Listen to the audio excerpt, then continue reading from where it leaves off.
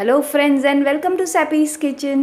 Friends, जैसे कि आप यहाँ देख सकते हैं, मैंने मैंगो आमरस तैयार किया, आम का आमरस, जो बहुत ही अच्छा गाढ़ा और बिल्कुल टेस्टी सा बना है। बहुत कन्वेंशनल वे से मैंने इसे बनाया है। हमने इसमें मिक्सी का यूज़ बिल्कुल नहीं किया है। तो आइए देखते हैं कि ये इस तरीके का आमरस कैसे तैयार होता है। आमरस बनाने के लिए हमें सबसे पहले आम लगेंगे। यहाँ पे मैंने 3 बिल्कुल बड़े साइज़ के आम ले लिए हैं। ये है आपूस आम।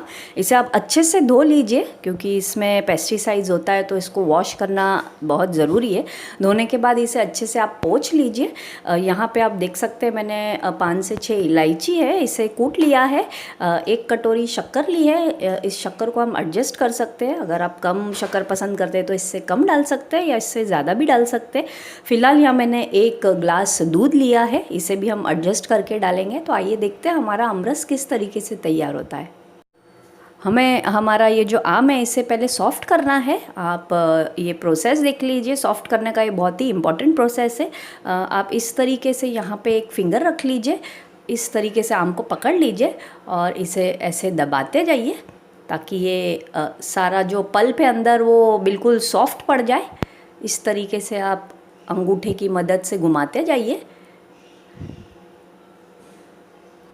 आप देख सकते हैं हमारा ये जो मैंगो है पूरा सॉफ्ट हो गया है, बिल्कुल अंदर ही इसका पल्प लूज़ हो गया है। अब इस स्टेज पे आकर हम हमारा ये जो प्रोसेस है इसको रोक लेंगे और सारे हम तीनों आम को ऐसे ही कर लेंगे। अब हमने एक बोल ले लेना है। उस बोल में हम ये जो हमारा आम का गूदा है इसे निकाल लेंगे। ये पार्ट इसका निकाल के सारा जो गूदा है आम का जिसे हमने सॉफ्ट कर लिया था, इसे हम इस बोल में निकाल लेंगे इस तरीके से।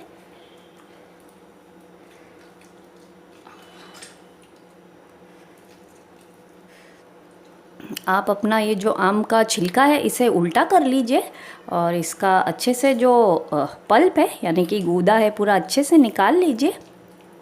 अब हम हमारी ये जो तीनों गुठलियाँ हैं इसका भी सारा पल्प इसी बोल में निकाल लेंगे अच्छे से। इस तरीके से आप सारा पल्प निचोड़ लीजिए गुठली का। आप देख सकते हैं मैंने जो मेन पल्प है मैंगोज़ का वो निकाल लिया है। और अब हम इसका दूसरा प्रोसेस देख लेते हैं। यहाँ पे मैंने 2 ग्लास पानी लिया है। ये पानी बिल्कुल साफ़ होना चाहिए जो आप यूज़ करते कुकिंग के लिए। अब ये जो हमारी गुठली और हमारा जो छिलका है, जो बचा हुआ पल्प है, हम इस पानी में धो लेंगे एक एक करके इस तरीके से, ताकि सारा जो रिमेनिंग पल्प इसमें बचा है वो सारा पानी में आ जाएगा।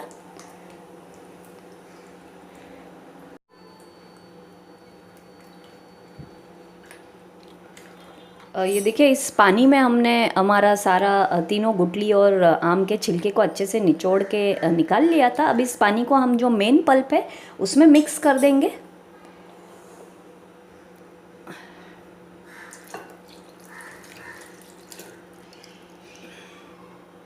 इसे एक बार आप मिला लीजिए।